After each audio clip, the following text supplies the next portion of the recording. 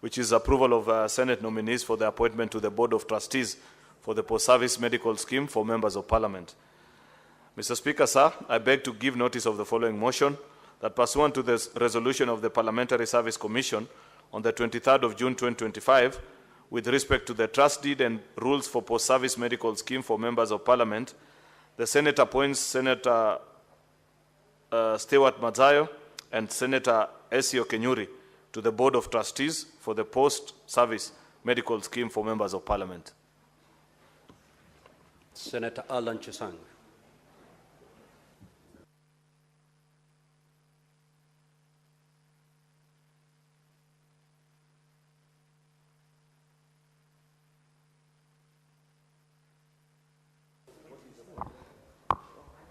Mr. Speaker, I beg to give notice to the following motion, that the Senate adopts the report of the Mediation Committee of the Gambling Control Bill, National Assembly Bill number 70 of 2025, laid on the table of the Senate on Wednesday, 16th July 2025, and that pursuant to Article 1132 of the Constitution and Standing Order 167.3 of the Senate, approves that the mediation version of the bill. I thank you, Mr. Speaker. Senator Catherine Muma.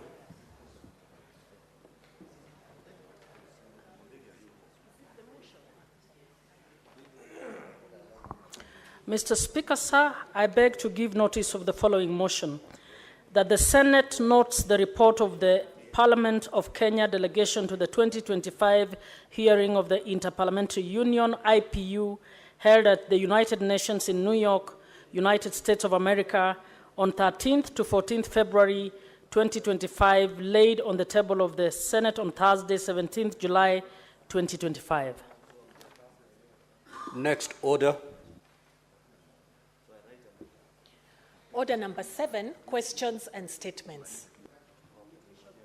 Statements pursuant to Standing Order 52.1. Senator Essie Kenyuri.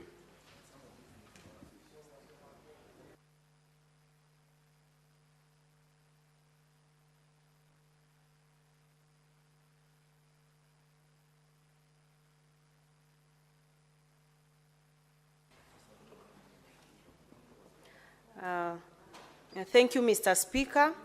This is a statement on a matter of international concern on the World Expo 2025 in Osaka, Japan. Mr. Speaker, sir, I rise pursuant to Standing Order 52.1 to make a statement on a matter of international concern regarding the World Expo 2025. Mr. Speaker, sir, World Expos, officially known as International Registered Exhibitions, are global platforms where nations converge to explore solutions to the world's most pressing challenges through engaging and immersive experiences. They attract tens of millions of visitors, enable countries to build iconic pavilions, and leave lasting legacies in host cities. The first World Expo was held in 1851 in London, and since then, 36 have taken place. These expos have grown to become unparalleled global events in terms of size, scale, duration, and attendance. Since Expo 2000 Hanover, they have been held every 5 years, with the last one hosted in Dubai in 2021, delayed due to COVID-19. Mr. Speaker, sir, World Expo 2025 is currently underway in Osaka, Kansai, Japan, under the theme, Designing Future Society of Our Lives. It actually runs from 13th of April to 13th of October 2025, featuring 158 countries, 7 international organizations, and millions of global attendees. Kenya is proud to be among the participating nations. By the end of June 2025, over 700,000 visitors had toured Kenya's pavilion, including Princess Aiko, the eldest daughter of Japan's Emperor and Empress. Mr. Speaker, sir, I wish to commend the following for the exemplary efforts in showcasing Kenya on the world stage. Honorable Lee Kinyanjui, Cabinet Secretary, Ministry of Investments, Trade and Industry. Ms. Regina Ombam, the Principal Secretary, State Department of Trade. Mr. John Olultua, the Principal Secretary, State Department of Tourism. And Ms. Floyce Mukabana, the CEO, Kenya Export Promotion and Branding Agency, KEPROBA. During Kenya's National Day of Honor on the 24th of June 2025, guests received Kenyan flowers, drawing widespread admiration for their scent and quality. This gesture created long queues at our pavilion and revived interest in Kenya's floriculture sector, which had suffered during the pandemic. I'm confident this exposure will help reclaim our market share in Japan. Kenyan tea was also served and cultural performances celebrated in richness of our heritage. Videos featuring our tourist attractions from Masai Mara to the coastal beaches offered visitors a glimpse of Kenya's beauty. Mr. Speaker, sir, while Kenya's presence was commendable, more can be done. Notably, KEPROBA must be adequately funded to ensure Kenya secures independent pavilions in future expos. Unlike Kenya, countries such as Egypt, Angola, and Mozambique had standalone pavilions, allowing them greater freedom to tell their national stories. At the Kenya-Japan High-Level Business Forum, it was noted that the current trade imbalance, which is on a ratio of 1 to 18 in favor of Japan, needs to be addressed. A major obstacle to agricultural exports is the lack of a direct cargo flight. Transshipment often compromises the freshness and quality of farm produce due to temperature fluctuations. Tourism is another area where we can gain. Sadly, gate fees at the Masai Mara recently rose from 9,000 shillings to 27,000 shillings for foreign tourists, which has pushed many Japanese tourists to Tanzania. And in 2024, Tanzania received 5.2 million tourists compared to Kenya's 2.4 million tourists, reversing our pre-COVID lead. Mr. Speaker, sir, as we look ahead to World Expo 2030 in Saudi Arabia, preparations must begin now. Kenya will have another opportunity to showcase its tea, coffee, nuts, flowers, and even emerging exports like avocados. I thank you. Thank you, Mr. Speaker. Senator for Nairobi City County.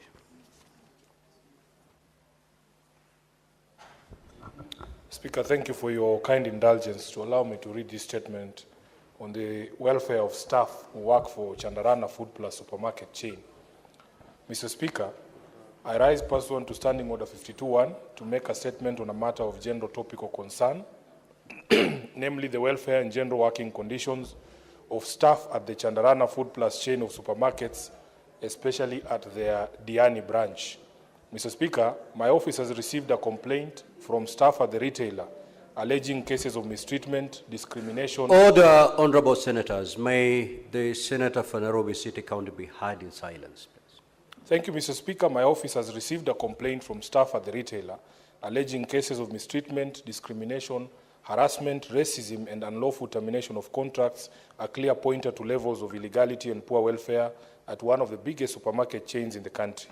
I feel obliged, therefore, to speak out on the matter because it may be a microcosm of a larger problem within not just the retail sector but across the low-income demographic in the entire country. Mr. Speaker, for a long time, Kenyan low-income earners have, in a desperate attempt to earn an honest living, endured horrible working conditions and unimaginable abuse from many employers and organizations. Many of these go unreported, but with this silence, their cancer metastasize into a national disaster needing urgent mitigation. Needless to say, low-income earners are the drivers of the economy, and their contribution to the GDP and the national growth cannot be gainsaid. Despite this reality, this demographic is also the most vulnerable to poor conditions of working and weak employment safeguards, and is generally prone to bear injustice without requisite support from the authorities. Mr. Speaker, sir, Article 41 of the Kenyan Constitution prohibits discrimination in recruitment, promotion, pay and conditions of work. Further, the Employment Act 2007 guarantees every worker access to fair labor practices, fair remuneration, and reasonable working conditions, as it clearly defines the fundamental rights of employees. However, there exist wide implementation and policy gaps when it comes to private sector, and when it comes to these laws being put in practice to protect workers. Indeed, a large section of the private sector remains weak on implementation of employment laws and subsequent protection of the working public. The exploitation must be addressed in its entirety and the root causes remedied immediately. Mr. Speaker, sir, apart from cases of workplace harassment being a hidden phenomenon in many of the establishments where the public moves in and out, nearly all of us have at some point encountered employees undergoing overt harassment by their employers. 62 years after independence, it is time to put our collective foot down and squarely tackle the mistreatment of low-income earners, especially in the retail chain sector. It behooves investors running businesses in the country to treat their local staff with dignity, just like it is our collective responsibility as Kenyans to create an enabling atmosphere that promotes thriving enterprise in the country as a key cog in employment. It is immoral to simply expect to have a nation of loyal taxpayers without that labor resource being nurtured and protected as the goose that lays the golden egg. Mr. Speaker, sir, I call upon the Ministry of Labor, trade unions, and elected leaders to fearlessly speak out for workers facing such difficulties, regardless of the sector they work in.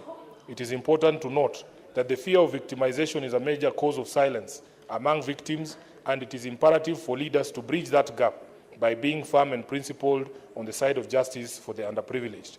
I further call upon the owners and the management of Chandarana Food Plus chain of supermarkets to address the matter of discrimination and harassment, not only at their Diani branch, but in all their units across the country. This is a responsibility bestowed by law and by fair labor practices. I also wish to urge Parliament to work towards tightening laws whose weak implementation tends to open the door for such employee mistreatment within the workforce. Together, we must protect the low-income earners in the country from further exploitation. I thank you, Honourable Speaker. The Senate Majority Leader.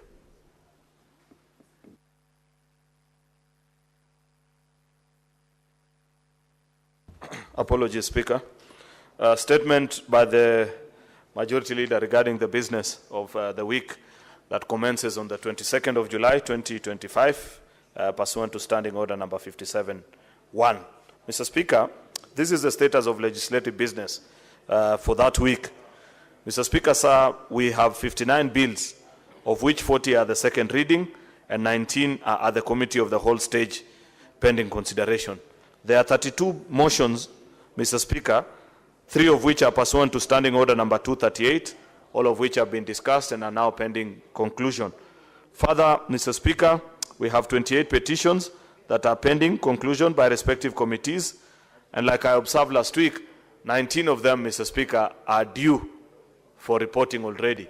So I want to request the chairpersons who are in the House, and I can see a number of them, Senator Faki, Senator Issa, I think Senator Muma, quite a number of them, and perhaps some are seated behind me, that I cannot see them, Mr. Speaker.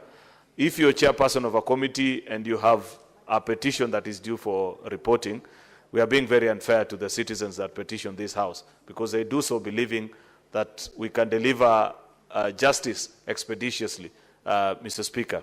And therefore, I hope that we can do that, Mr. Speaker, because that is part of our constitutional mandate. Mr. Speaker, we had an interesting one last week, the one by Mr. Musundi, Mr. Speaker, which we are already counting the 30 days because we continue to see that violation. It was quite tragic, Mr. Speaker. Not tragic, but poetic injustice, not justice this time.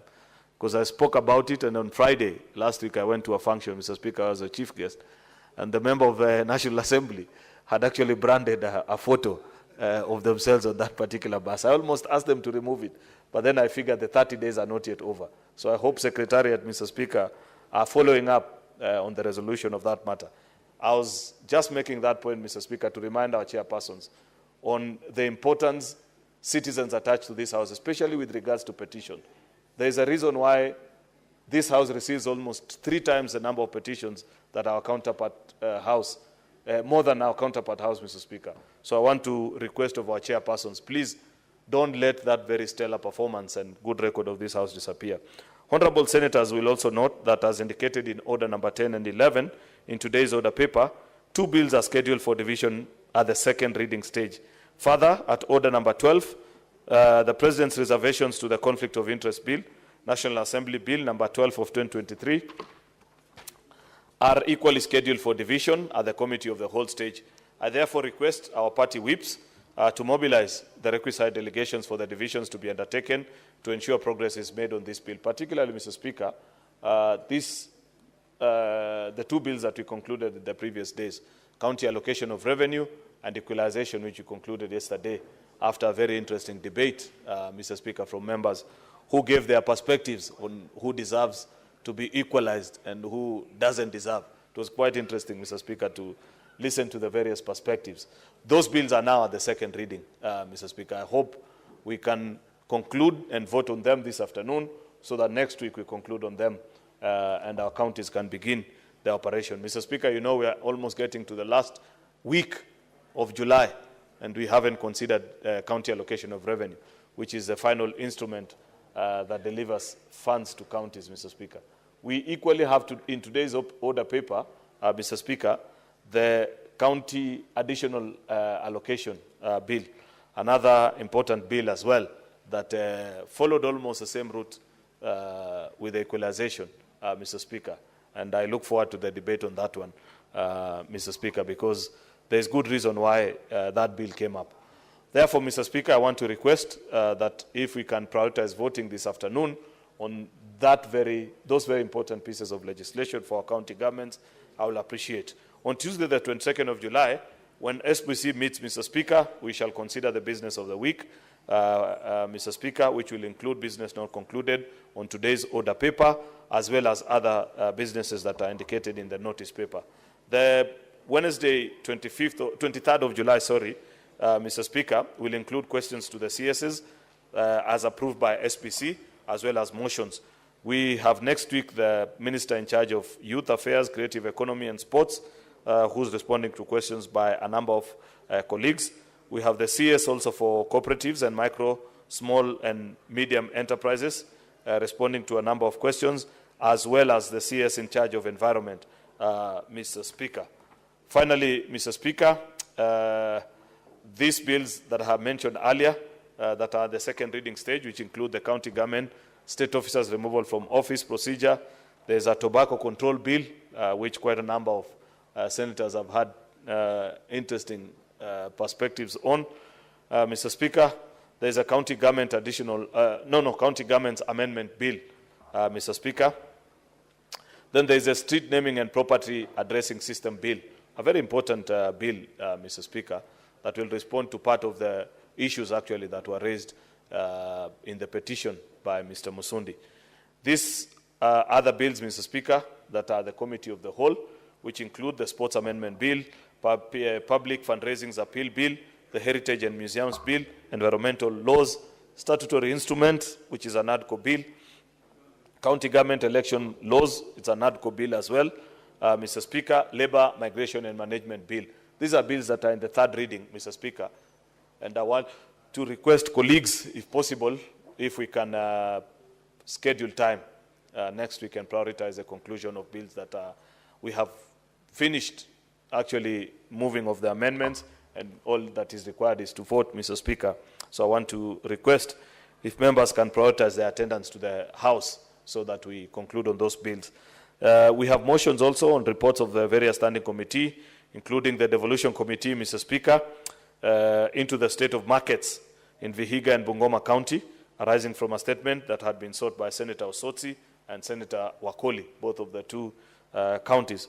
There's a progress report also from the Cohesion and Equal Opportunity. I want us to debate this, Mr. Speaker, because it's one of the takeaway items that came out of the motion that this House moved after the June 25th protest of 2024, Mr. Speaker. And many times we keep on being asked, after you guys spoke for that long, what else have you done?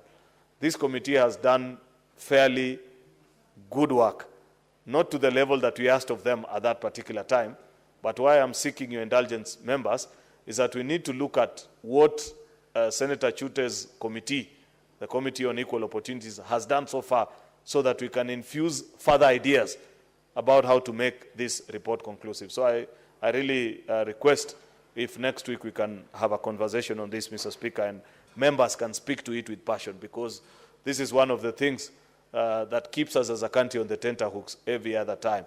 The fact that opportunities are not shared equally, and the Senate can lead the way in ensuring that we grant equal opportunity to all Kenyans. Parliament, by the way, Mr. Speaker, I would just make a good example, because I served in PSC, and I know that we have a regional representation policy. Every time we do employment in this House, in Parliament, Mr. Speaker, part of what we consider is a geographical representation of the candidates that, that are being considered, especially where there is mass employment. And there's a quota allocated to every region, Mr. Speaker, including even in internship. This House, Parliament, Mr. Speaker, has internship opportunities for lawyers, for example. And one of the things that we do is that we offer those opportunities per county. So if this year we have county 1 to 15, because there are 15 slots, unless they have increased now, those 15 counties sit out for the next 3 years until the rest of the 32 counties out of the 47 have gotten an opportunity to present a candidate. Such are the kind of intervention that this House can recommend to ensure that as a country, even in terms of employment and equal opportunities, in all and across the span and breadth of the public sector is represented. That needs to be covered in this report, and therefore I want to urge members that next week when we discuss this report, please bring your A game so that we're done.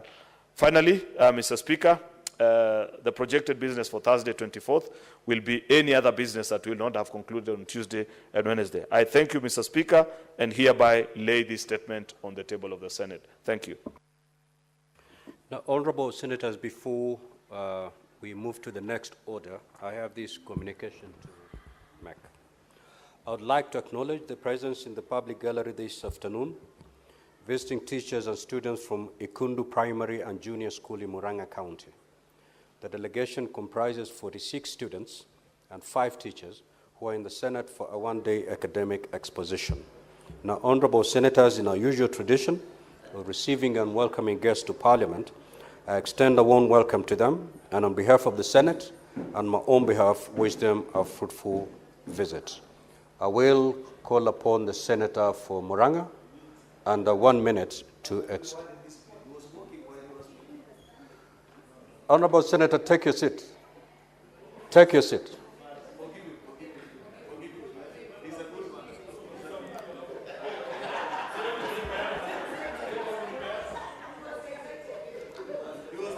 Majority Leader, you cannot dictate how the chair is going to handle its business.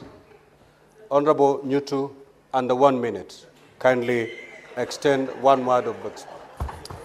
Thank you very much, Mr. Speaker, for this opportunity, and thank you for correcting the mischief by the Majority Leader. I take this opportunity, Mr. Speaker, to welcome the pupils and teachers of Ikundu Primary School. This is a school in Maragua constituency, and to be specific, in Ginda ward of the same constituency.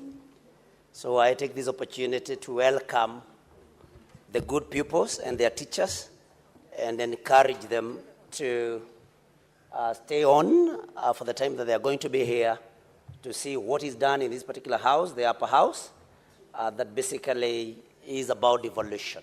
And Mr. Speaker, this is a school that is very progressive, and I know and I want to assure the pupils of Ikundu Primary School and their teachers that we have faith in them and their future is very bright. Thank you, Mr. Speaker. Next order.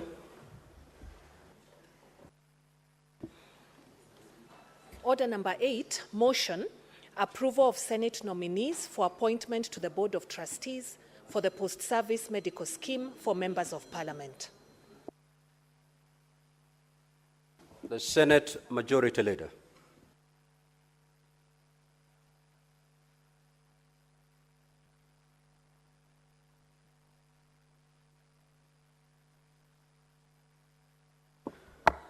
Mr. Speaker, I rise to move the following motion.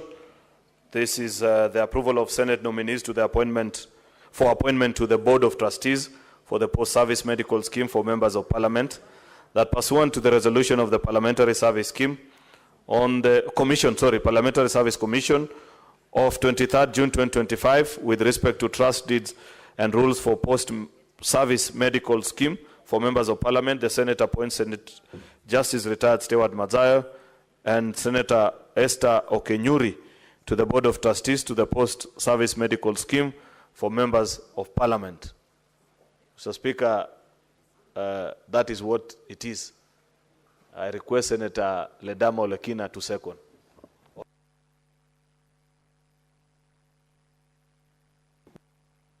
Thank you, Mr. Speaker. Mr. Speaker, I second the motion as moved. So, honorable senators, I'll proceed to propose the question that pursuant to the resolution of the Parliamentary Service Commission of 23rd June 2025, with respect to the trust deed and rules for the post-service medical scheme for members of Parliament, the Senate appoints Senator Justice Retired Stewart Mazayo, EGH MP, and Senator Esther Okenyuri, MP, to the Board of Trustees for the post-service medical scheme for members of Parliament. Now, honorable senators, the floor is open for debate. Now, remember, honorable senators, that this matter was elaborately explained to us during our last Naivasha retreat. It was adequately interrogated by us during that meeting. And therefore, I would urge you, instead of spending more time to debate on the very same matter that was explained and interrogated by us, with your concurrence, I proceed to put the question. Honorable senators, I will now put the question. That pursuant to the resolution of the Parliamentary Service Commission of 23rd June 2025, with respect to the trust deed and rules for the post-service medical scheme for members of Parliament, the Senate appoints Senator Justice Retired Stewart Mazayo, EGH MP, and Senator Esther Okenyuri, MP, to the Board of Trustees for the post-service medical scheme for members of Parliament. Will as many as of that opinion say aye? Aye. Will as many as of the contrary opinion say nay? The ayes have it. Next order. Order number 9, motion, consideration of the report of the Mediation Committee on the Gambling Control Bill, National Assembly Bills number 70 of 2023.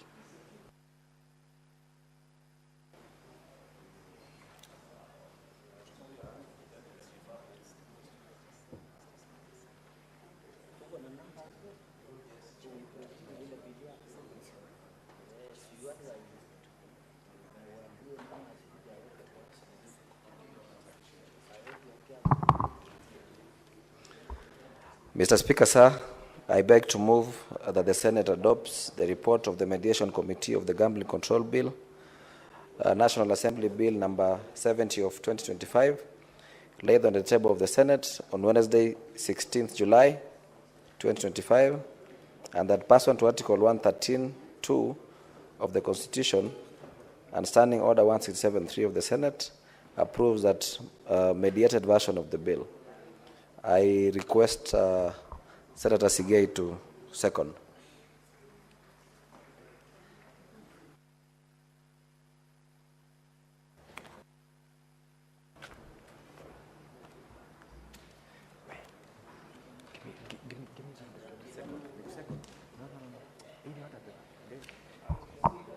Mr. Speaker,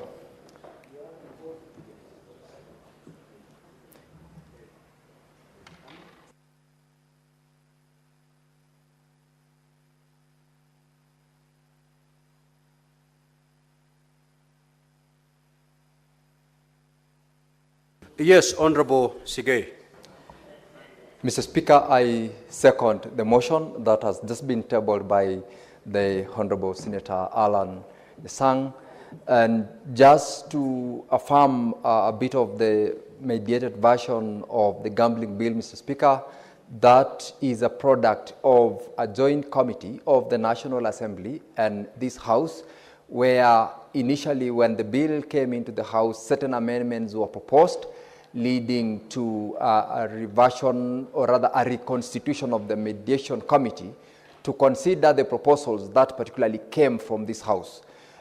In particular, Mr. Speaker, part of the new introductions to the version of the bill that is currently before the House is a requirement for purposes of those trading in the business to have not necessarily ownership or the 30% ownership of the local representatives, especially for those who want to trade online. This was a position that earlier on had been provided that required any gambling agency must submit 30% of its shareholding to local investors. Mr. Speaker, the committee in its discussion over it provided that the only way we can enhance the business community in that particular sector to enhance support and access to these countries to ensure that they actually relinquish certain percentage of their shares and also are required to meet a certain condition, including provision of physical space, registration processes that are normally required for local entities. And, Mr. Speaker, the version that has now been tabled will speak to a number of the concerns, noting that this is one of those businesses that is currently almost across the world. Gambling, as you know, has been regulated across the world because of the need to make sure that young Kenyans or young members of the society who do not necessarily understand the gambling might end up being consumed in the sector if the regulations are not properly in place. This particular bill, Mr. Speaker, will ensure that that protection, that control is enhanced to support the mechanism which everybody who gets involved in gambling is required to comply with certain provisions of the law. So, Mr. Speaker, I support and I request the members of the House to support the motion so that the bill can progress to the next level for processing. And I thank you. Honorable Senators, I will now propose the question that the Senate adopt the report of the Mediation Committee on this Gambling Control Bill, National Assembly Bills number 70 of 2025, laid on the table of the Senate on Wednesday, 16th July 2025, and that pursuant to Article 113.2 of the Constitution and Standing Order 167.3 of the Senate, approve the mediated version of the bill. Now, the floor is open for debate. The Senator Fernandi.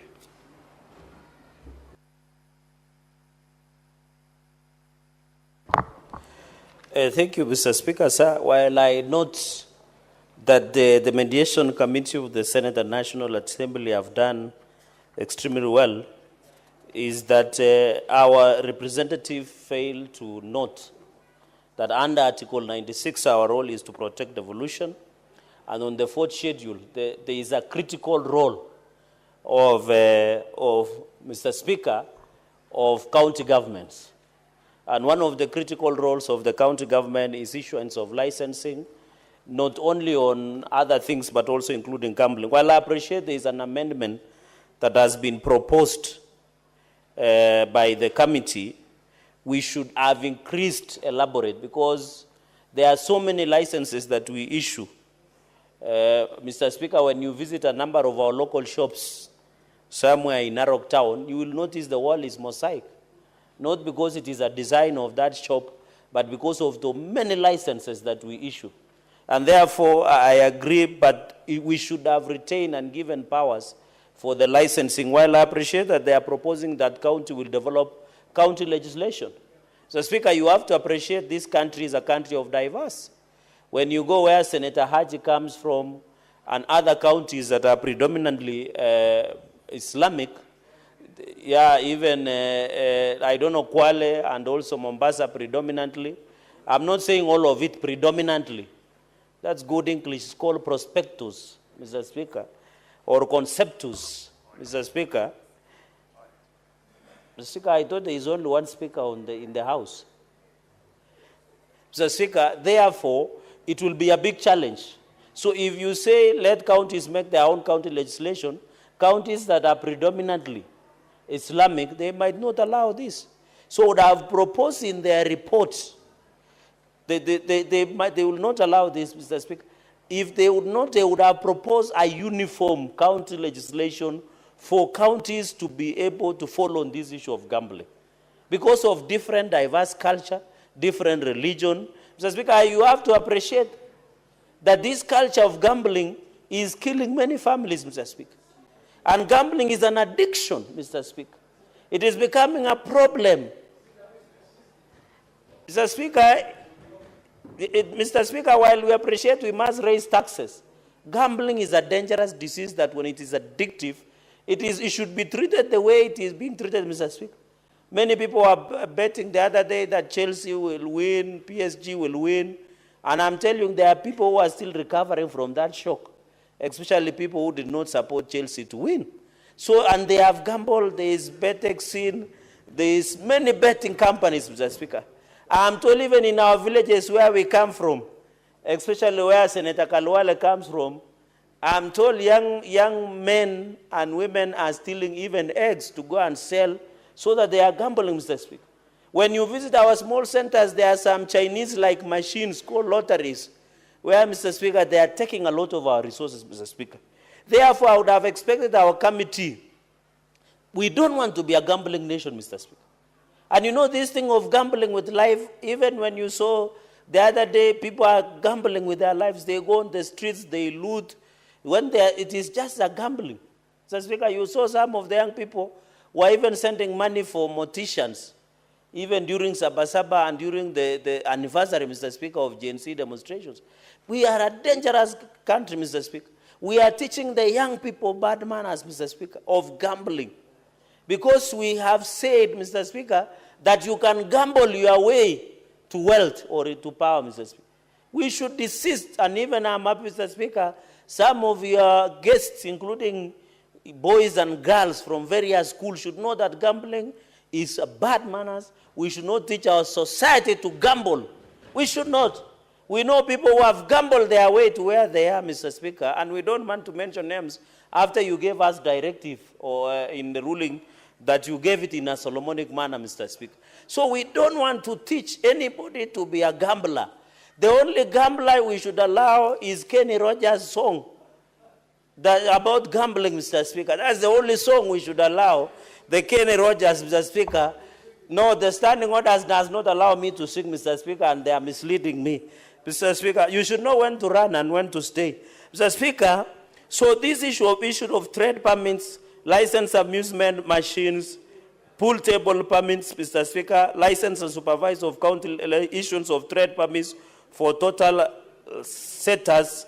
Mr. Speaker, these are very interesting English. Mr. Speaker, it reminds me the hearing of the president of Eastern Cape, Judge Celebi Mbenenge, over his claims of sexual harassment, and he's using very powerful English like what the committee have used here, Mr. Speaker.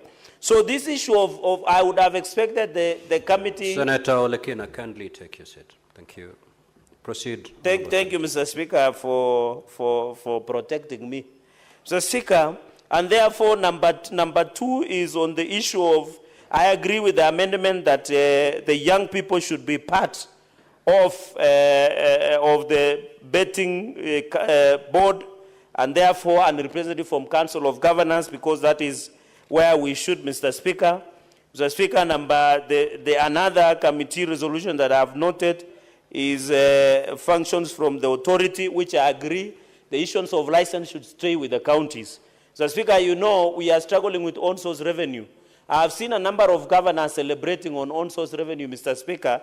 We should retain the issue of licensing. The Constitution is very clear that under the Constitution, Mr. Speaker, the fourth schedule, and even the Constitution itself, the power of issuance of licensing stay within. Mr. Speaker, I know KRA is struggling to raise money. We are aware, Mr. Speaker, we have a deficit budget of 4.2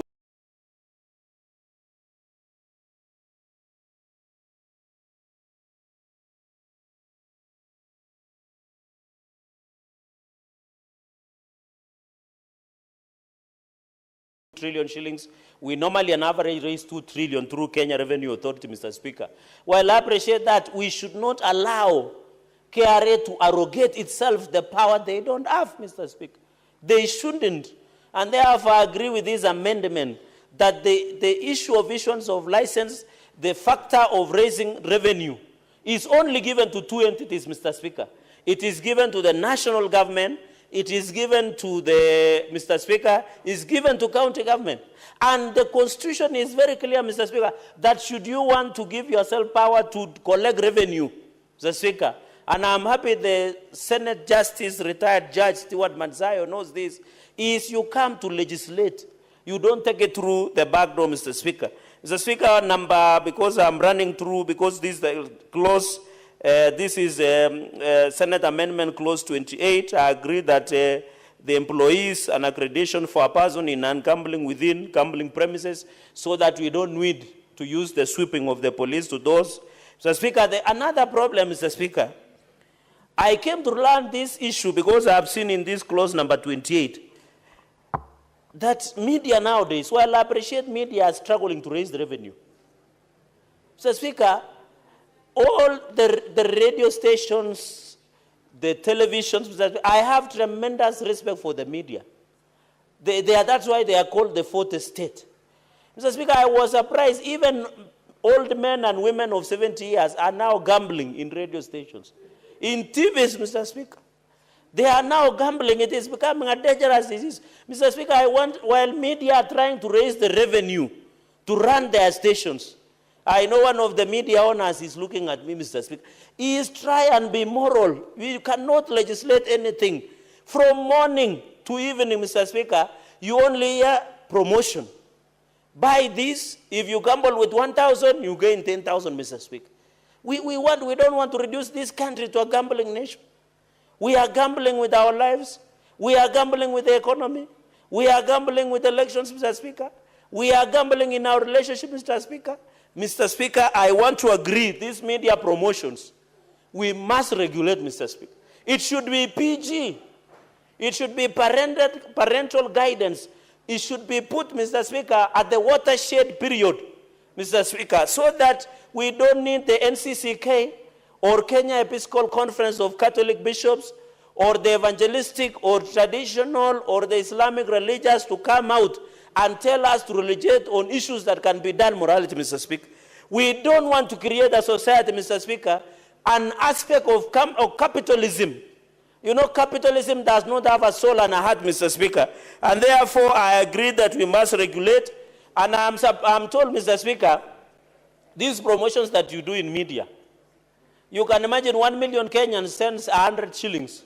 And they end up giving out only a gift of 500,000. So, Mr. Speaker, they are making a lot of money. Number 31, I agree that the period of validity of license will increase from 12 to 36 months. Mr. Speaker, this one will give opportunity. And I agree that let us increase from 12 months this issue of operation license, of the gambling license move from 12 months to 36 months so that it can allow ease of doing business, Mr. Speaker, convenience, reliability. Therefore, Mr. Speaker, this issue of 12 to 36 months is very critical so that it becomes predictable, Mr. Speaker. Mr. Speaker, I was talking to some businessmen and women. It is becoming a problem visiting county offices. When you go to county offices, you are being told, can you come behind the tent? It is inconveniencing, Mr. Speaker, starting a business in this country. And I want to appeal to government agencies, Mr. Speaker. Starting a business in this country, by the time you get even one license, if you have never gotten an heart attack, you get diabetes or hypertension. Because we have created a very tedious process of receiving licensing in this business, including from NEMA, Mr. Speaker, from all the agencies, including public health. Why don't we create one portal that when you want to apply license, you can get only one license? If today, Mr. Speaker, you want to cut a tree in Nairobi, the agencies, Mr. Speaker, that you will go, even those agencies are not more than the process of going to heaven, Mr. Speaker. It is so tedious. It is so unfortunate, Mr. Speaker. Therefore, by the time you get your license, If you are not sick, Mr. Speaker, you are bankrupt. Because this brown envelope, Mr. Speaker, your file has disappeared and all those. So I agree that there should be predictability. Gambling license should move from 12 months to 36 months. On the issue of tax rate of 15%, lottery tax at the rate of 15%, Mr. Speaker, as I indicated, that the gambling issue, we should be very careful as a country. In fact, I want to request, Mr. Speaker, the Committee of Trade and ICT must do an audit of this gambling that we have, Mr. Speaker. You are being told you can win a mbuzi or a goat, you can win a car, you can win 100,000, you can win a trip to Diani, you can win a trip, Mr. Speaker. They are just playing with the imaginations of Kenya, and they are making more money. I am daring today, I can see the chair of trade, Senator Issa Juma Boy. Just take one media company or an advert. 1 million Kenyans shed 100 shillings, including our old men and women in the village. And they only give a reward of 500,000 or even 20,000. Those guys are making devilish and satanic profits at the expense of Kenyans, Mr. Speaker. They are making it, Mr. Speaker. There are people who are going without food because they are gambling, Mr. Speaker. Even I know the football season is over, but I want to appeal to many young people, or has it begun? Yes, it's coming in August, Mr. Speaker.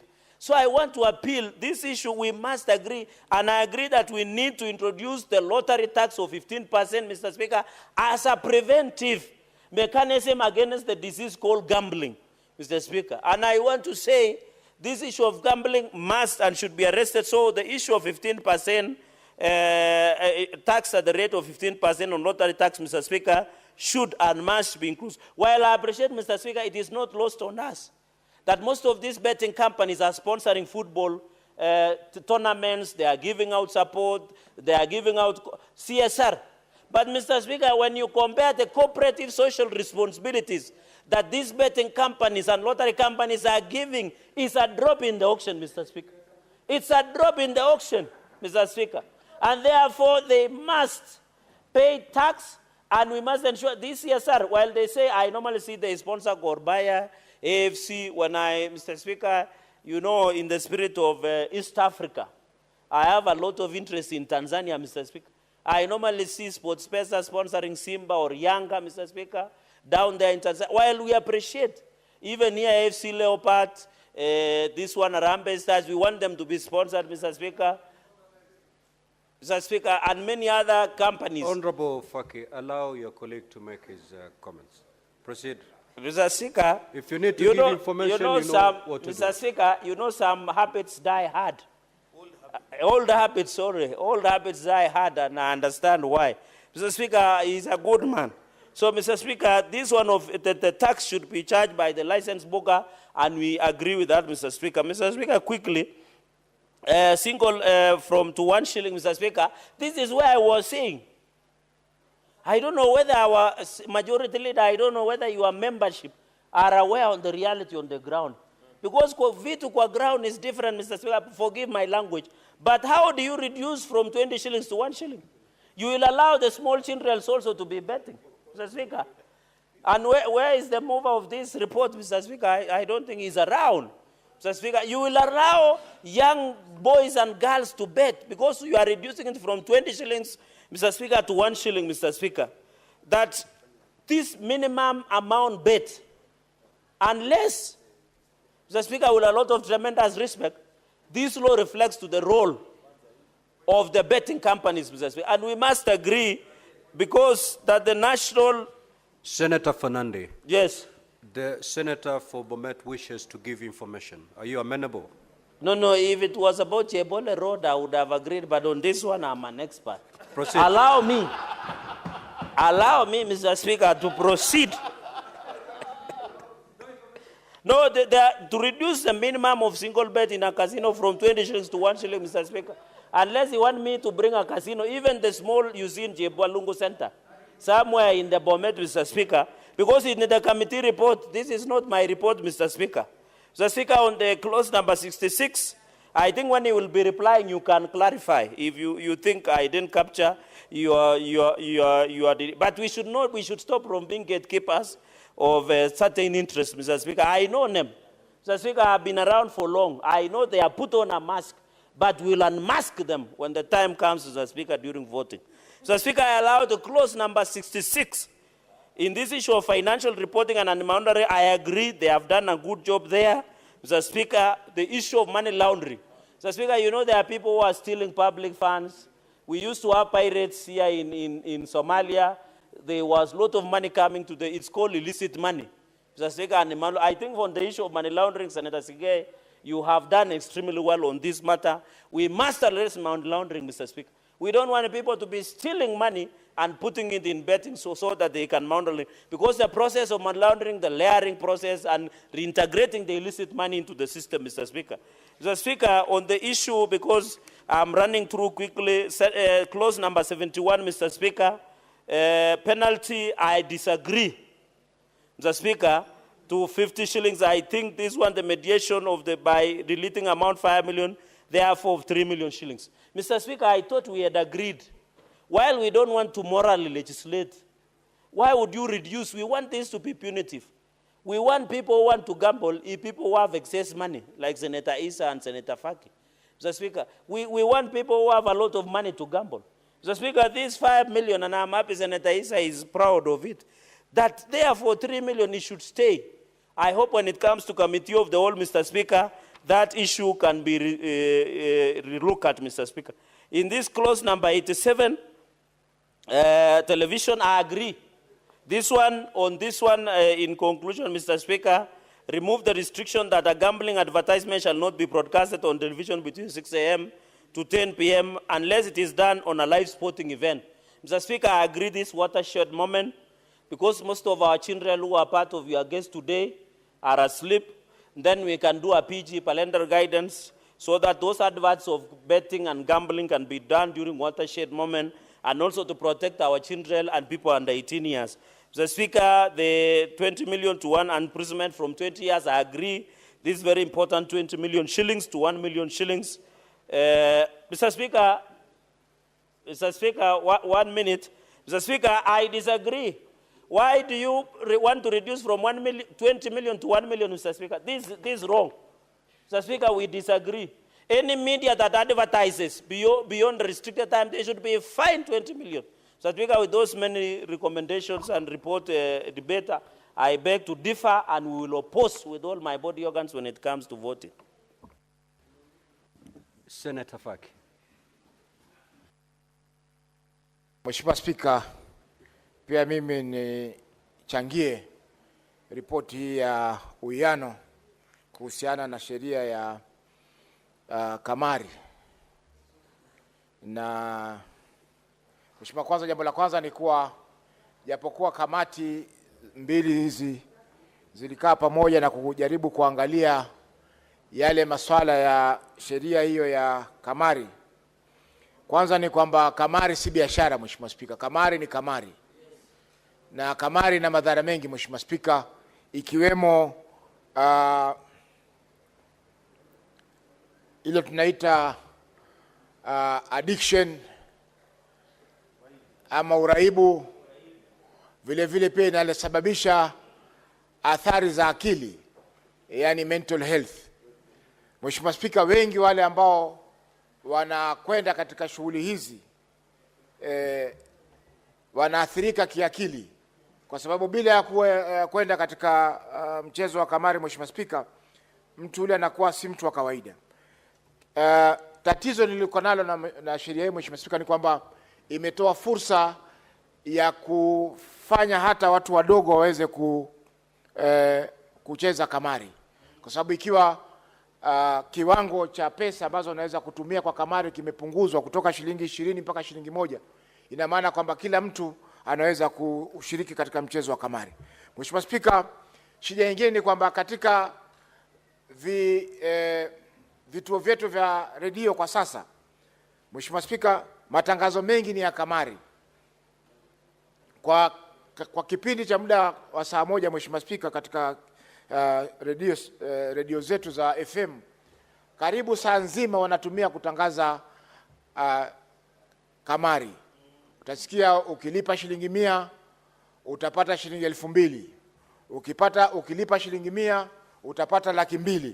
Kwa hiyo Mheshimiwa Spika, imekuwa ni jambo la kawaida sasa katika nchi yetu kwamba watu wanashiriki katika masuala ya kamari, na hii Mheshimiwa Spika sio jambo zuri, kwa sababu baadhi ya zile athari ambazo nimezitaja hapa Mheshimiwa Spika zitaweza kuwasibu Wakenya wengi, hivyo basi na nchi haitapata watu ambao wanaweza kufanya kazi kuweza kujenga nchi. Mheshimiwa Spika, ningependekeza kwa sheria labda ingefanywa ngumu zaidi ama kali zaidi kuhusiana na wale ambao wanakiuka sheria kuhusiana na masuala ya kamari.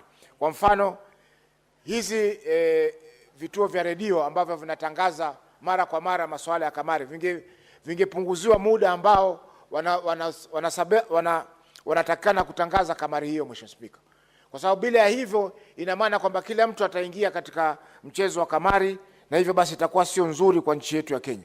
Mheshimiwa Spika, kwa hivyo shirika la communication, taasisi ya Communication Authority lazima iwe macho pia zaidi Mheshimiwa Spika, ili kuhakikisha kwamba zile kamari ambazo zinatangazwa mara kwa mara ambazo zinaathiri watu wetu zinapunguzwa. Mwisho Mheshimiwa Spika, ni kwamba kwa sababu ya hii kamari ambayo iko katika vyombo vya habari na kila mahali, ma TV, hata zile kasino ambazo zamani ndio ilikuwa ni sehemu za kamari, hivi sasa zimeweza kufifia. Biashara nyingi za kasino Mheshimiwa Spika zinaweza kufungwa kwa sababu wengi wanashiriki katika kamari ambayo iko katika mitandao, yani online. Hivyo basi biashara zile taasisi ama zile sehemu ambazo kamari ilikuwa ikichezwa zamani imebadilika sasa, imekuwa hata majumbani watu wanacheza kamari. Bibi na bwana wanashiriki katika kamari, kila mmoja akijaribu kushabikia timu yake ya mpira ama kushabikia jambo fulani ambalo iwapo watashinda itakuwa ni wameweza kupata zile pesa ambazo wamewekeza katika kamari hiyo. Mheshimiwa Spika, kwa hayo mengi napinga mswada huu.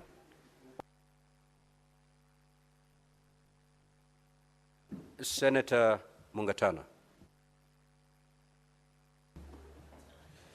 Mr. Speaker, thank you for giving me the opportunity to make a comment on this mediated version and this report that has come back to the Senate for approval. Mr. Speaker, I want to commend the team that sat down for this mediation process. On our side, we were led by our Senator and Chair of ICT, Senator Chesang, and we are grateful, Mr. Speaker, that some of the critical issues that we raised, some of the issues that were bringing disagreements between the two houses have been resolved. This means, Mr. Speaker, that in a short while, this bill will become law after assent by His Excellency, the President. Mr. Speaker, during the main debate of this gambling law, when it was at the Senate, I raised the issue of physical presence. Mr. Speaker, you will find that foreigners are truly exploiting Kenyans, and they are doing it online, Mr. Speaker. Foreigners who are involved in gambling, they actually do something called grooming of potential customers who are Kenyans. They will put very nice, well-spoken ladies to talk to people. They will make sure that you have a few winnings at the beginning. And once you are hooked, Mr. Speaker, they start taking money from you. And there is no physical presence of these offices in Kenya. And Mr. Speaker, what happens? Because in my practice of law, I came across a victim who explained to me what happened. They send you agreements. These agreements, they give you confidence that although they don't have a physical presence in Kenya, you will get your money. And sure enough, the first few you will get. Then afterwards, when you have put in good money, you will hear that company has closed down. You go to the website, it's not there. So, Mr. Speaker, this report is saying that going forward, physical presence will be mandatory. And, Mr. Speaker, this is a good thing. I support this report. Again, Mr. Speaker, it says that for foreigners who wish to engage in this business, if you can call it, of gambling, they must put a security, substantial security, Mr. Speaker, and I think the report had recommended something like 50 million. This, Mr. Speaker, ensures that the potential victims, in case that gambling or online gambling collapses or closes down, the potential victims can actually go and secure at least to the extent of 50 million. Mr. Speaker, this is a good development. Because, Mr. Speaker, I'm aware that some of these online foreign companies that have been engaged in stealing from Kenyans, what they do, they set up business in, say, DRC Congo. They encourage a few people. Once the money has reached their target, they close. The website disappears. They come to Kenya. They do the same. They get, once they hit their target, the website disappears. So, Mr. Speaker, to require now that any gambling, especially foreigners who want to engage in this business, they must put a substantial deposit, then, Mr. Speaker, this report is carrying the wishes of many of us who debated this on the floor of this House. Finally, Mr. Speaker, I like the fact that this report has carried the idea that on the local scene, these advertisements for gambling must be discouraged during the time when our children are there, during the time when our children are still awake. Mr. Speaker, when you travel to foreign countries, you would see that the time that these adverts for gambling and, I don't know, you will win what when you do what. When you put this money, you will get this. When you do this, you will win this. They are always at night, mostly late night. But in this country, before this law, we used to find so much of this. Our radio station, as has been said here by a previous speaker, our television sets, you know, until you get tired of looking at them, advert after advert after advert. Mr. Speaker, this report in the mediated version, and now it's going to be law once the president assents to it, it will get rid of all those. And this report has made a significant step forward in controlling gambling. At the end, Mr. Speaker, I don't gamble because I was taught by my parents. At the end, we have the responsibility as parents to teach our children that this question of pata potea, it must not be part of your culture. At the end, we must teach our children that hard work is the only way that you will make it in life. Mr. Speaker, it reminds me many, many years ago when I was considering to open my first law firm in Mombasa. Mr. Speaker, I went to seek advice from senior practitioners, and I remember one, many years, this is over almost 40 years now, and he told me, Mungatana, there is no shortcut to success. You see where I am? I have worked hard. And the children who have visited us in this Senate today, and I'm glad you are hearing us from the plenary, from up there, there is no shortcut to success. You must put in the work.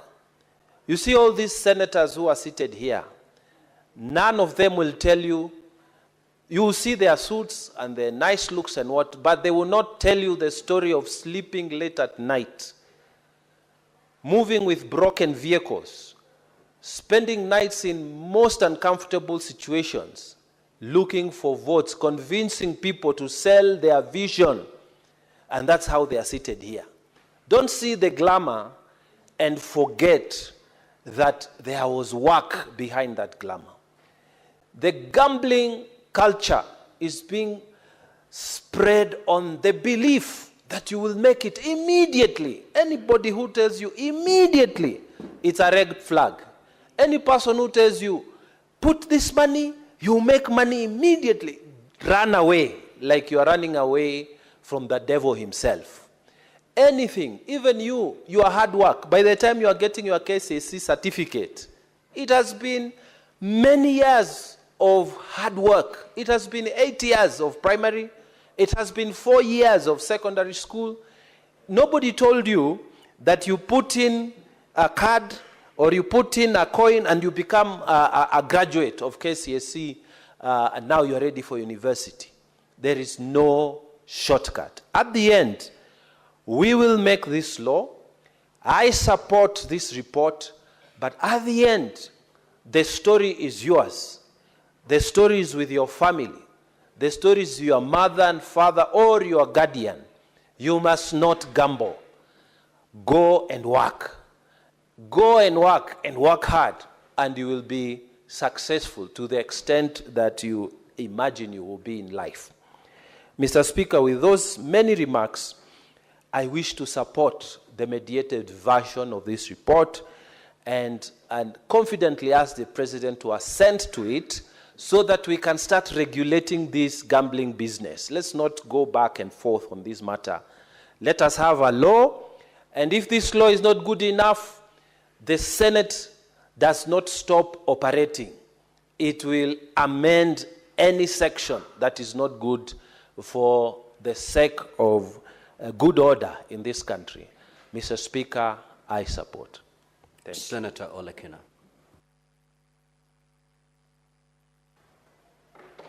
Thank you, Mr. Speaker. Mr. Speaker, I rise to oppose this report on the Mediation Committee on Gambling Control Bill, National Assembly Bill number 70 of 2023. And I do so cognizant of the fact that we are living in a current environment where 90% of our youth are jobless, where we have protests on a daily basis, we have issues, social issues, mental issues, economic issues that we've not been able to address, that we are now seeking an escape route to live in an utopian world of get rich fast. Mr. Speaker, I was speaking to one of our colleagues here, and she said that one of our pastors in her village in Machakos collected all the offerings in the church, but instead of using it to solve social issues or to do God's work, he ended up gambling. Mr. Speaker, I've skimmed through this report. I've seen the areas which this House had suggested that be deleted in the bill. There's a reason as to why this bill ended up in mediation, and most of them have been retained. Mr. Speaker, this is not the time for us to encourage gambling in this country. I share the same sentiments with my colleagues who have spoken before me in terms of making it punitive for anyone to come and gamble this time. We must, first of all, solve our social issues. Mr. Speaker, gambling companies which make billions of shillings, in fact billions of dollars, target vulnerable, poor societies, people who make 500 shillings a day doing manual jobs, to be told to gamble. Our radio stations, our TV stations are the easiest way to communicate. But instead of our own radio station taking more time to educate the public and carrying out public participation on the dangers of gambling, they are spending more time collecting revenue because they can share the profits. Mr. Speaker, I completely oppose gambling. I oppose this bill. And if my colleagues, if I was to convince you from both sides of the aisle, I would request that we rethink gambling in this country. Mr. Speaker, in America, and I lived in America for so many years, and I'm also a resident, when you go to certain states, gambling is restricted to a particular area where only the rich would be able to drive. In Colorado, Mr. Speaker, you'll find that gambling would go into the Native American reservation, where there's a city which is set aside just for gambling. So it's the rich who will go there. People who have made money until they have, I cannot use that word, but they have money which they can only just use it as they wish. Disposable, not even disposable. There's a word I wanted to use which is not parliamentary, but I cannot use. It's money that you don't really care about. You don't give a hoot on where that money comes from. Mr. Speaker, the biggest challenge we have in this country right now, which is attributed to gambling, is mental illness. In this house, we passed a law on mental illness and how to deal with it. The laws that we are discussing in this house, and I have no problem with passing legislation, but we have to pass this legislation. We have to discuss this legislation cognizant of what is affecting, what is ailing our society. Right now, there are so many poor people, and the only thing they know how to do is to gamble for them to make money. There are people who will make 1,000 shillings, maybe in a week, because there are no jobs available. But because they have been lured to a scheme where they can get rich fast, they gamble all that money, and then they end up doing what? Sitting down looking at their kids in a table where they cannot eat. Gambling increases crime in a country, Mr. Speaker. Today, Mr. Speaker, we have our children in this parliament. They are looking at us. The same children who come here to listen to us are the same children who we do not understand now because they are from a different generation than the one we come from. They're the Gen Zs. We don't understand the language they speak. But instead of us taking the lead and guiding them, we are here discussing about amending laws and saying how good these laws are to gamble. We are not teaching them. I like what, although I don't associate myself with a lot of sentiments of my brother from Tana River, but I like one thing that he said, that to the children, know that we will not always tell you what we go through to be able to wear good suits. Some of us, you might look at us and you think, oh, this person is about 60 years old, and he's merely 20 years old. But it's because they have sleepless nights. They don't sleep. You know, they are always up at night, working. They have 10 jobs. Then you just see them here looking smart, sharp.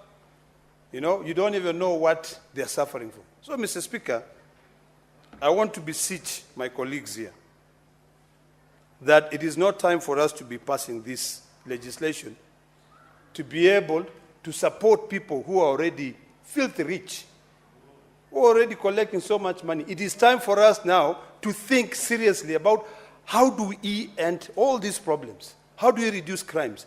How do we ensure that we have created jobs for our youth so that they don't end up in the streets? You know, these regulations that we're talking about, now in a devolved system of governance, where the Constitution allows county governments to be able to develop laws to collect certain taxes. This, unless there is uniformity across board, you will find some other counties who are culturally sane will say, we will hike and put so much money to be able to save their citizens. But others, because of interest, business interests, they'll make it even very cheap. Pay 5,000 shillings and you can have a gambling license. So, Mr. Speaker, sir, I oppose this. I think the exposure to the youth at this particular time, when we are facing a lot of social issues, joblessness, should not be to gambling, but should be to working hard to making money. You know, our country is so good. Our country, you can only compare our country with other developed nations. But sometimes, even if we are passing through, the word is leapfrogging. Even if we leapfrog, sometimes certain things, we cannot just say you are born today and tomorrow you can be able to walk. But because of technology now, there are certain things that we don't need to go through the entire industrial revolution process for us to be able to manage how to do it. But in this country now, we have to remember that that process of industrialization is necessary because we have 47 counties which are completely different. So, Mr. Speaker, I oppose it. I think when you look at across the world, there are countries which are not stable. But those countries are the same countries, I think one of my colleagues who was speaking, are the ones who set up gambling websites. They lure people to gamble there, and then before you realize, in fact, the first one, you are told, hey, take some little money. And you make some little money. You get addicted. You get addicted. Before you realize, you cannot even think straight. I think the only gambling that I can be able to say, it's one that can be allowed in this country is in the stock market. Because at least in the stock market, you are seeing there's a company here, Safaricom as an example. Yesterday, I was reading somewhere that Airtel has now surpassed Safaricom in terms of their customer base. You know, when you are told invest in those companies, gamble in those companies, there is something where you know you'll be watching your stocks rising on a daily basis or going down, which is life. But where you are putting in and you don't know whether you're going to get money to buy a loaf of bread or even a cup of tea. No. I say no to that. So, Mr. Speaker, with those many remarks, I completely oppose this report, and I oppose anything to do with gambling in this country at this particular time. I think in the next 10 years, once we've been able to fix our current problems of understanding each generation, is when I'll be able to entertain anything to do with gambling. So, Mr. Speaker, sir, I oppose. The Senate Majority Leader. Thank you. Mr. Speaker, I rise to support this motion, which is a report of the Mediation Committee from the Senate and the National Assembly that brings to a close a very difficult exercise that we've had, which is to try and rein in and bring control on a very difficult sector. A sector, Mr. Speaker, that has been described very ably by my colleagues. In fact, I agree with them on their prognosis. What I do not agree with them, is a final diagnosis, what they eventually consider to be the solution.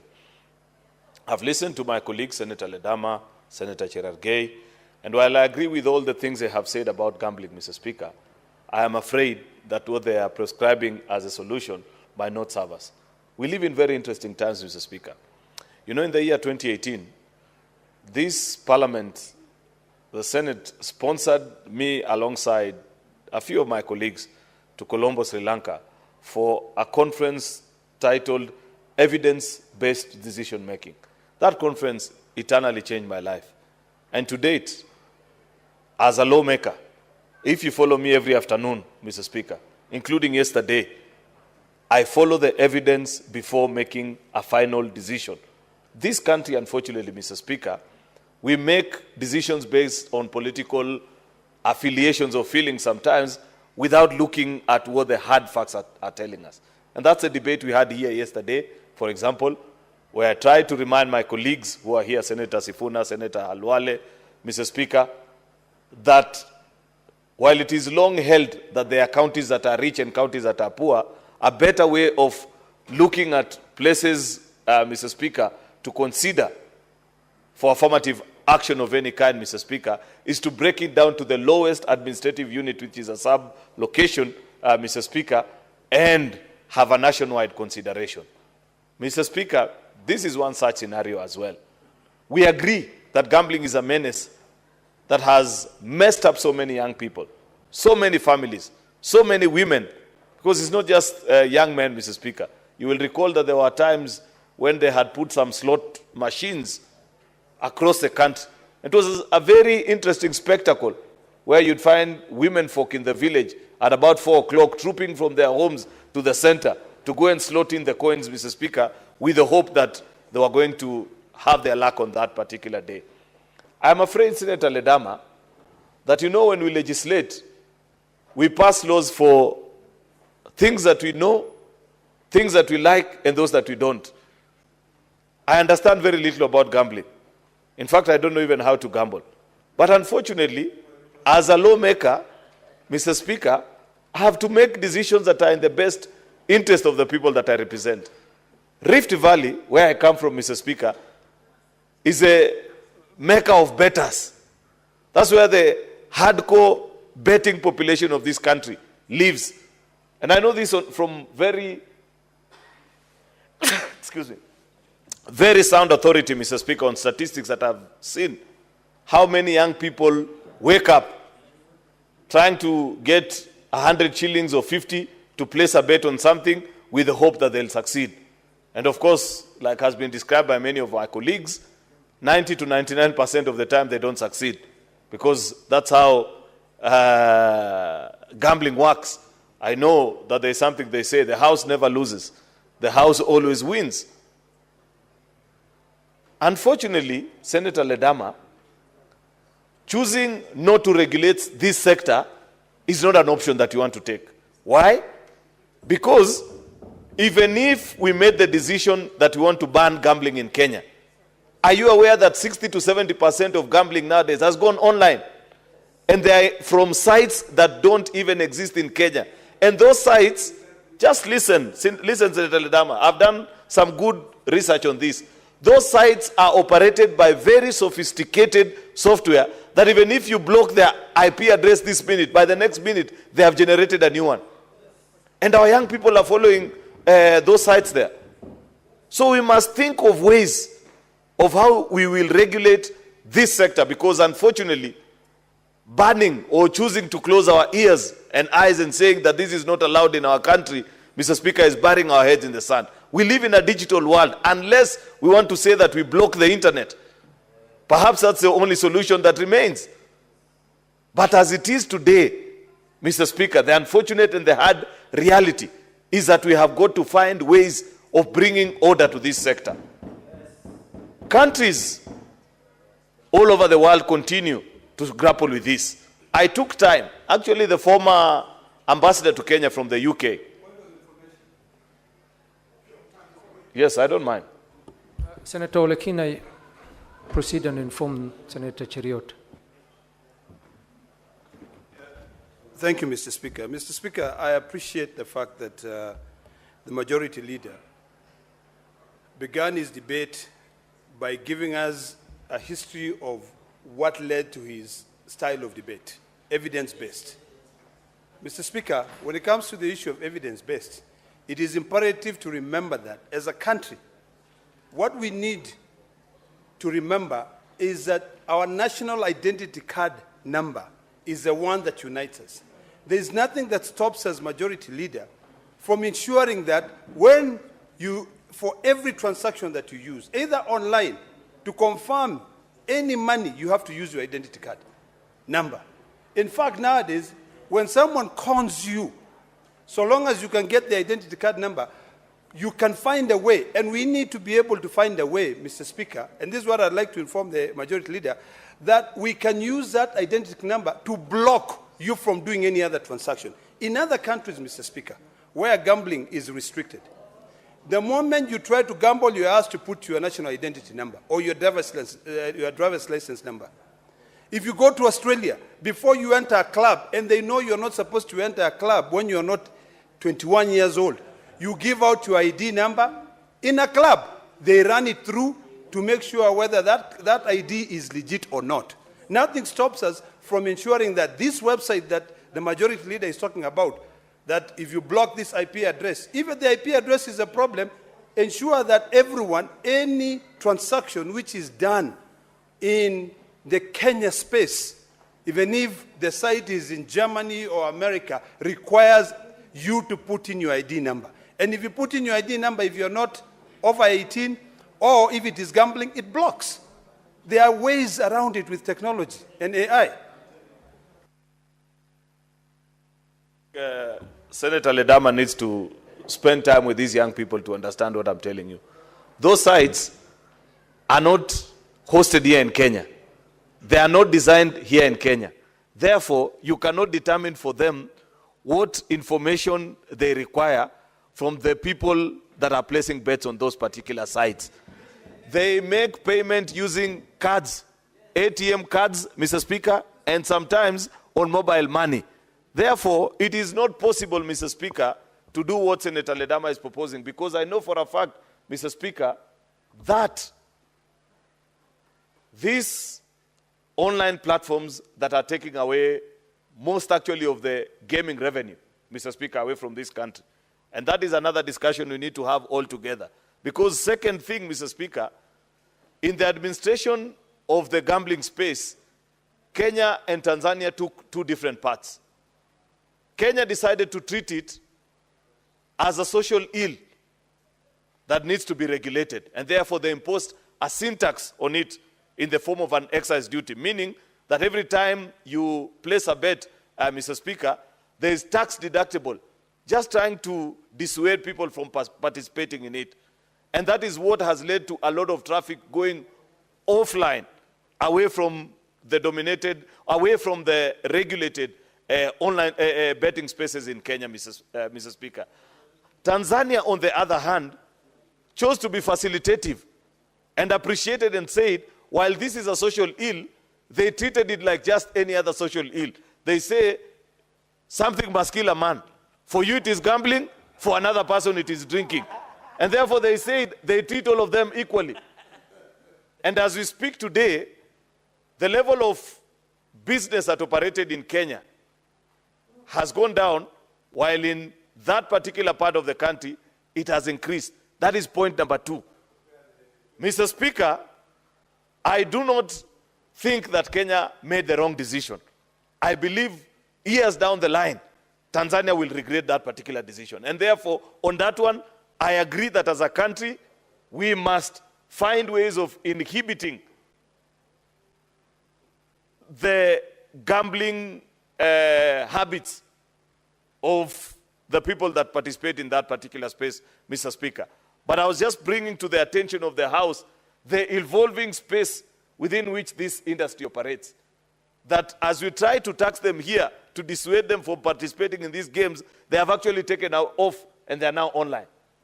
As we speak today, Mr. Speaker, therefore, we must find ways of regulating this sector so that what other countries have done, Mr. Speaker, is that they have tried to ensure that there is benefit, and any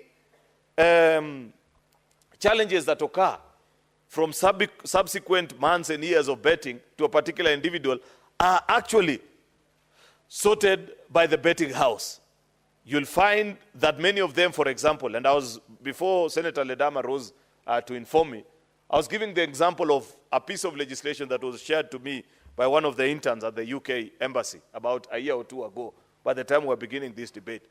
They say that they have actually forced all gambling entities, so long as you provide gambling activities in the country, be it online or in the form of a casino, Mr. Speaker, to keep a record of the customers, and they share. And there is a trend they are able to trace. If they find that you are getting to levels close to addiction and you're becoming dependent on it while it's just supposed to be a sport, Mr. Speaker, they actually call you and they offer counseling services to you, mandatory by law. That's the kind of work that we need to demand from the firms that operate gambling activities in this country, that they must look after their customers, that if they notice that you are actually addicted, Mr. Speaker, they provide support services to you as a customer. That needs to be provided by this authority. That's why I want to persuade my colleagues that turning our backs on our countrymen and women that are struggling with this menace, Mr. Speaker, is not an act of leadership. It will be an act of cowardice on our part. While we may not agree with their choices, Mr. Speaker, we pass law in this House for the people that we agree with and those that we don't agree with, Mr. Speaker. I say that I don't know even how to gamble. I have never gambled in my life, Mr. Speaker. But I am fully aware that so many of the young people that vote for me to come to this house, Mr. Speaker, battle with gambling addictions, for example. I must provide a regulatory framework for them to have an entity that will look straight into the eye of these betting firms and tell them that look after your customers. Ensure that you provide support services to them if they get to addiction levels, Mr. Speaker. The CSR support that Senator Cherargei was talking about, Mr. Speaker, it must be provided so that you counterbalance between the force of good and evil in the society. So that at the end of the day, if there are challenges that they have brought about in the society, how have they counterbalanced it? By providing, for example, everybody knows that the biggest contributors in this day and age in the sporting world are actually these betting firms. Across the globe, Mr. Speaker, they sponsor the biggest of sporting franchises out, Mr. Speaker. They develop gymnasiums, stadia, Mr. Speaker, because of the realization that people's choices, Mr. Speaker, vary from one to the other. Therefore, I want to urge my colleagues that, Mr. Speaker, that let us be mindful of the fact that this is not a simple decision that you can just make and say, we choose to look away. What we need to is first, you need to have an authority. There be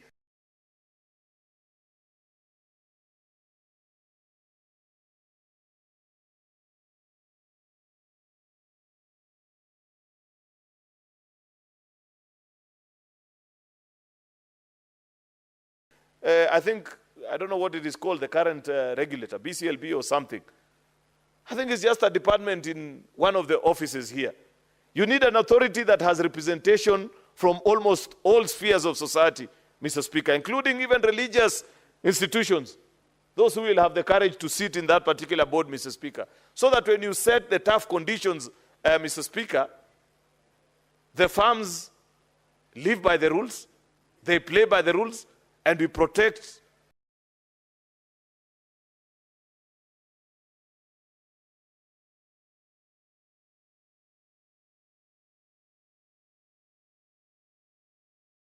many citizens that continue to battle and struggle in this particular space.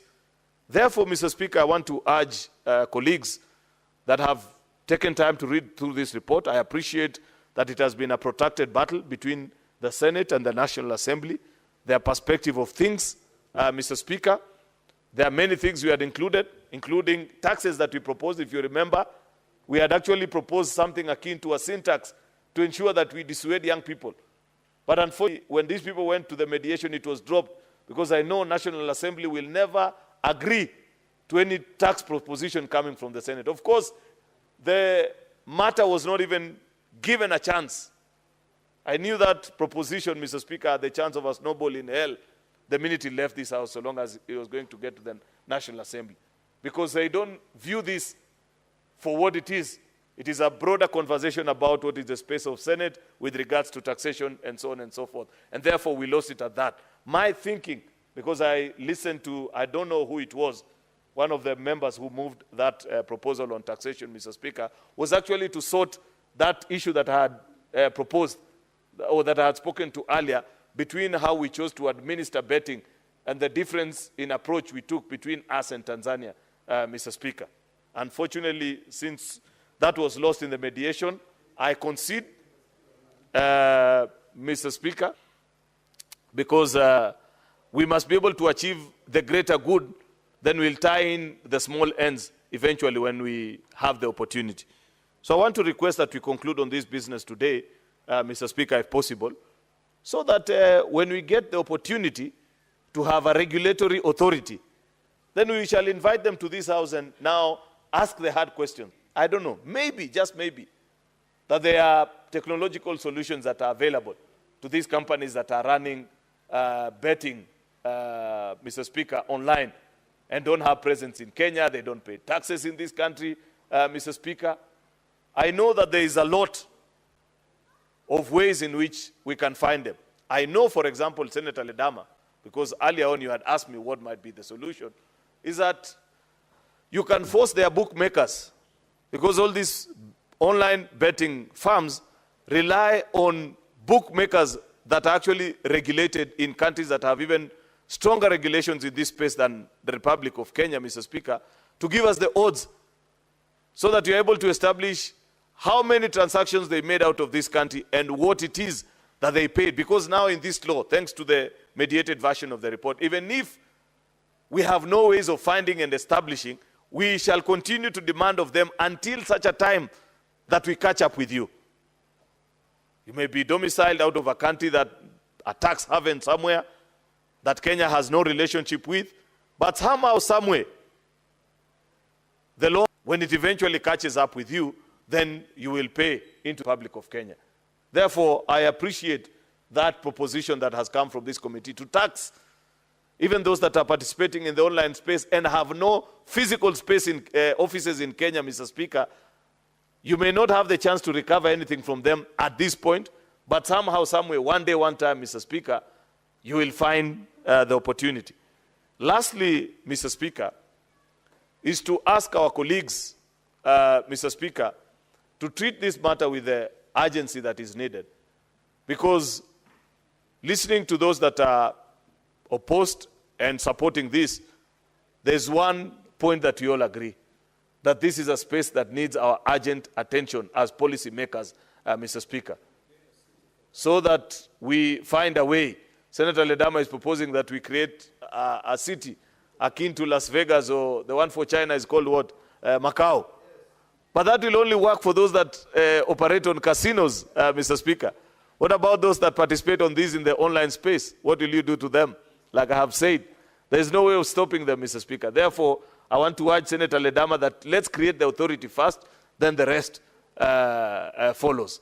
With those many remarks, Mr. Speaker, I beg to support and thank the colleagues that did a lot of work in bringing this report before the House. I thank you.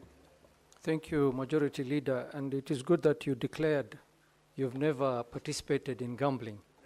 But I'm just wondering, is sending fare a gamble?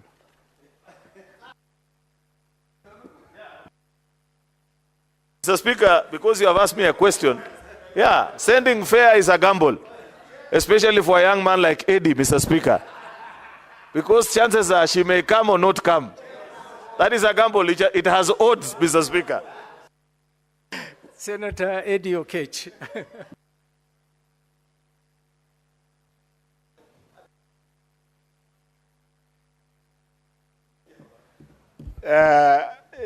Mr. Speaker, I want to thank you so much for giving me this opportunity.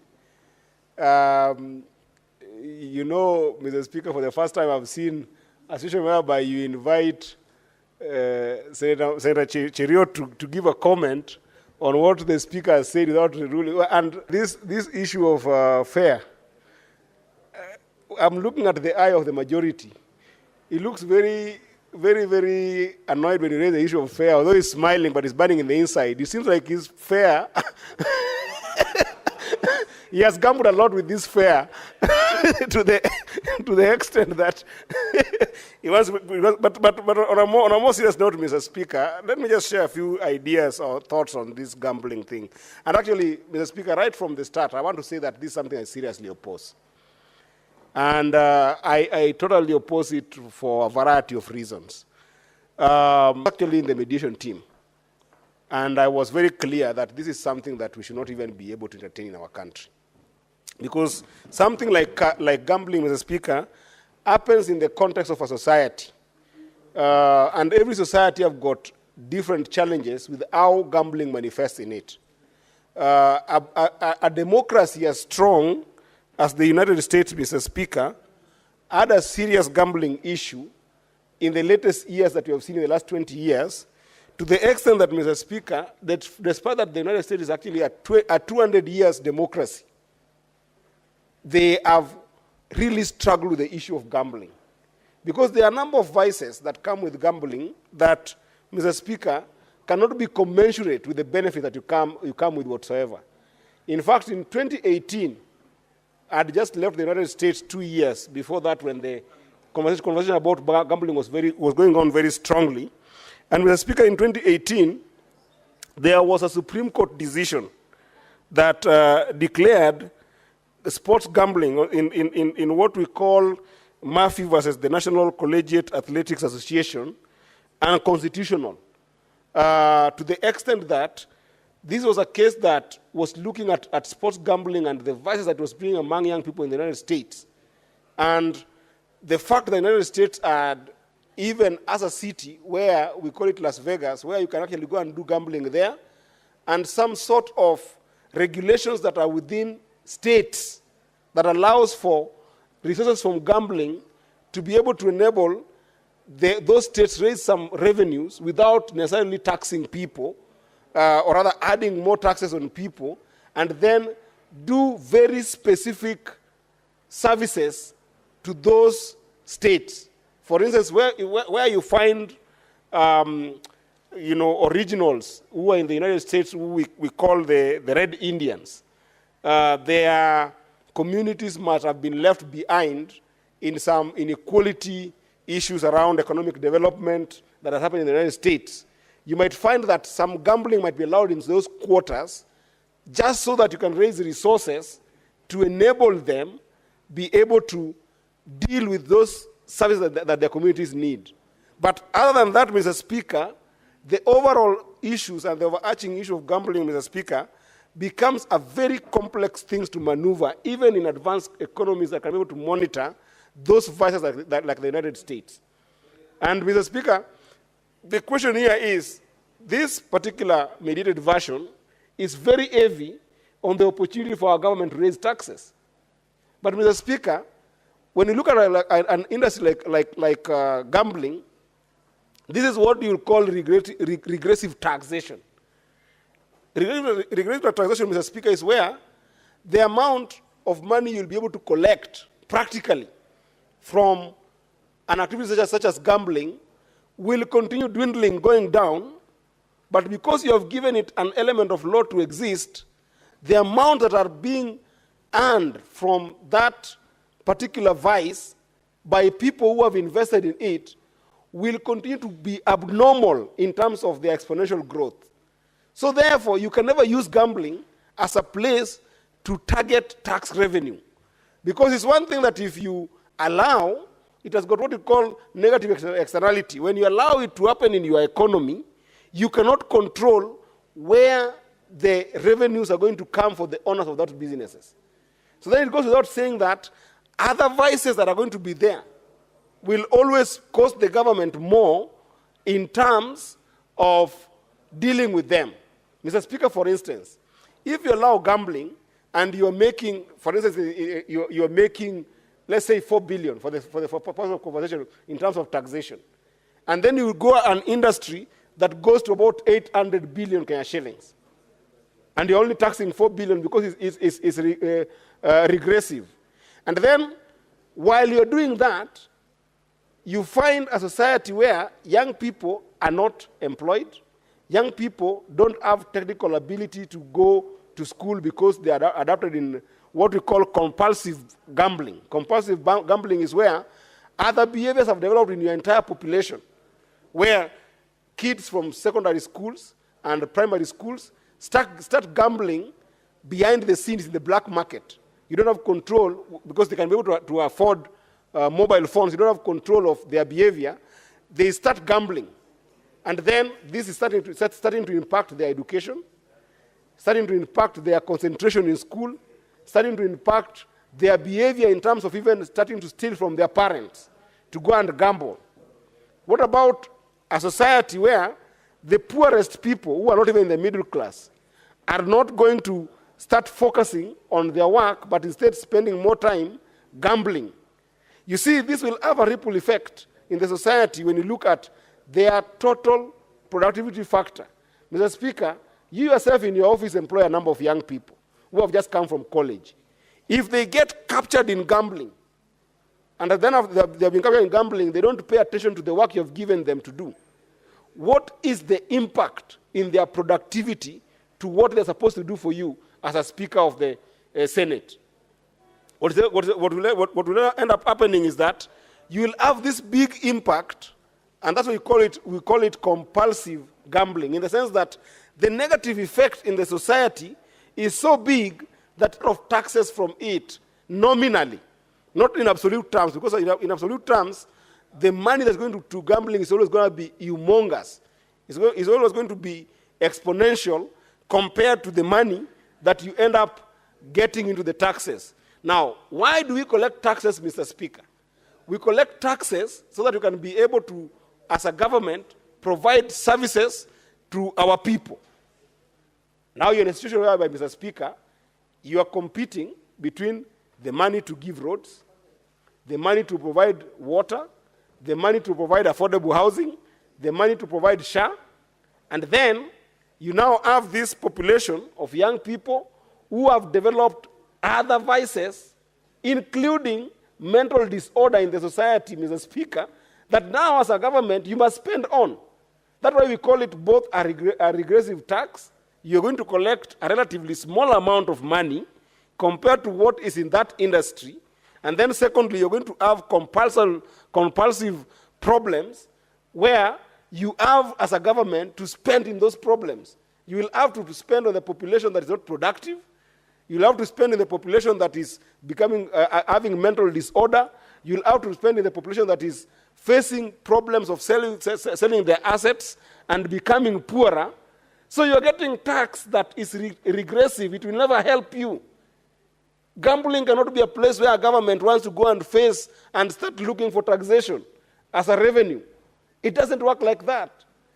In fact, if we had got stronger counties, Mr. Speaker, then this gambling thing could have been left for county legislations, where counties see it possible that we are going to have this particular form of gambling or level of gambling to provide a certain service for on-source revenue, not even as a substantive tax, but for on-source revenue, like what is happening in the US, where states, especially those who have got red Indians who are struggling, are allowed to collect some form of revenue from very limited and very restricted gambling activities, and in very restricted areas like Las Vegas, then you help the society, Mr. Speaker.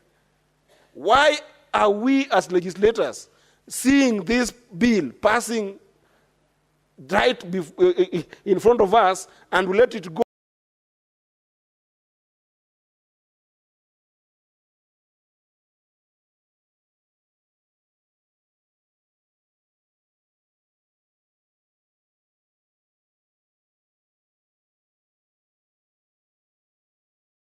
When this is something that will have a ripple effect, Mr. Speaker, you will see the level of growth of gambling companies when you pass this bill.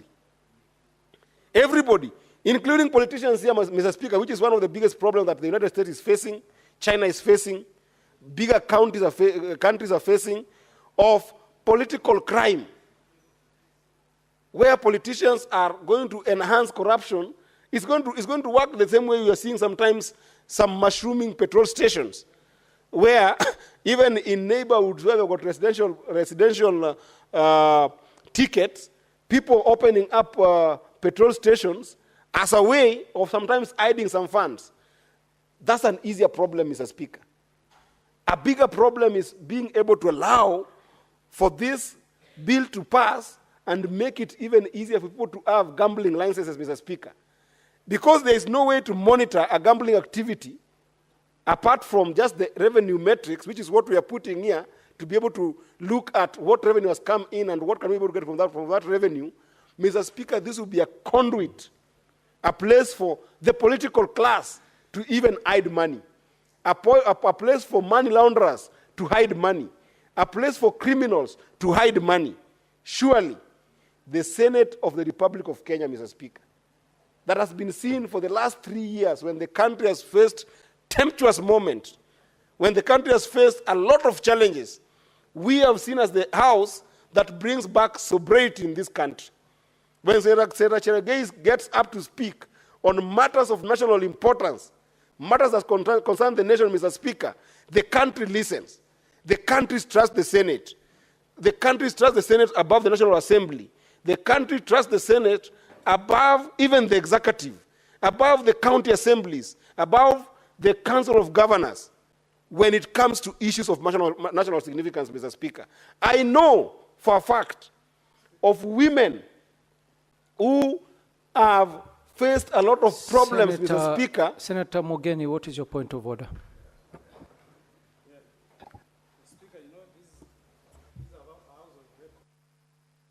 I've had my good friend, Senator of Migori, making some bad inference against other legislative houses, where he says that data existing shows that Kenyans don't trust the National Assembly, they don't trust our 47 county assemblies, they only trust the Senate. Is that factual, going by the contents of Standing Order number 105? We should not say things we cannot back by data.